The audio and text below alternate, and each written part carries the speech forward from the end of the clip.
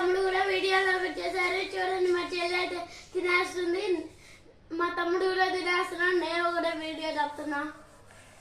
Please like.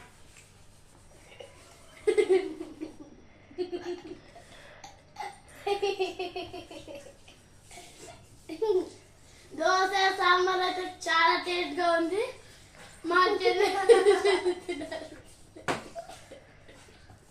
Comedy కూడా చూపిస్తుంది.